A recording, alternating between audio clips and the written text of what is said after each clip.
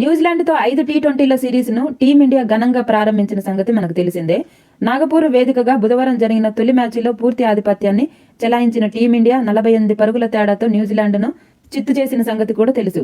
సిక్సర్ల వర్షం కురిపించిన high score గేమ్లో ఒక ఇద్దరు ప్లేయర్స్ హీరోలుగా నిలబడ్డారు. వారిలో ఫస్ట్ అభిషేక్ శర్మ గురించి చెప్పొచ్చు, తర్వాత రింకు సింగ్ గురించి చెప్పొచ్చు. వీరిద్దరి విధ్వంసకర బ్యాటింగ్తో న్యూజిలాండ్ పతనాన్ని శాసించారని కూడా చెప్పుకోవచ్చు. 238 పరుగుల భారీ లక్ష్యం నమోదు చేయడంతోనే ఒత్తిడికి గురి అయిన కివీస్ బ్యాటర్లు వికెట్లు పారేసుకున్నారని వివరణ ఇస్తున్నారు కొంతమంది పెద్దలు. మ్యాచ్ విన్నర్ రింకు సింగ్ అని కొనియాడుతున్నారు కూడా.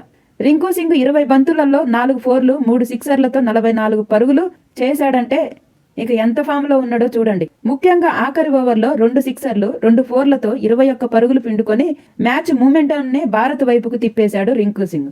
ఇక బౌలింగ్ విషయానికి వస్తే వరుణ్ చక్రవర్తి, హర్షదీప్ సింగ్, అక్షర్ పటేల్ న్యూజిలాండ్ను దెబ్బతీశారు. అభిషేక్ శర్మ విధ్వంసకర బ్యాటింగ్తో టీమిండియాకు గెలుపు బాట వేసిన రింకు సింగ్ అద్భుతమైన ఫినిషింగ్ ఇండియాను గెలిపించిందని నెటిజన్లు, క్రికెట్ విశ్లేషకులు అభిప్రాయపడుతున్నారు.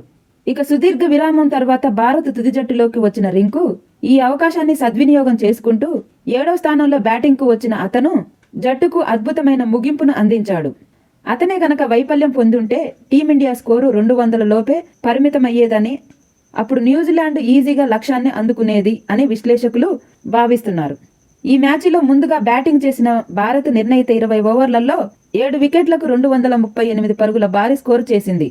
అభిషేక్ శర్మ 35 బంతులలో 5 ఫోర్లు 8 సిక్సర్లు 84 పరుగులు చేసి విధ్వంసకర హాఫ్ సెంచరీతో చెలరేగగా, కెప్టెన్ సూర్య 22 బంతులలో 4 ఫోర్లు 1 సిక్సర్తో 32 పరుగులు చేశాడు.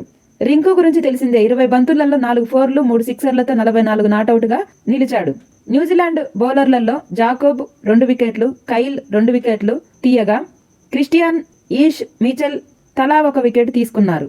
అయితే రెండో టీ20లో ఎవరు గెలుస్తారా అనేది కింద కామెంట్ చేయండి. మరిన్ని క్రికెట్ విశేషాల కోసం మన ఛానల్ని సబ్స్క్రైబ్ చేసుకోండి. Thank you.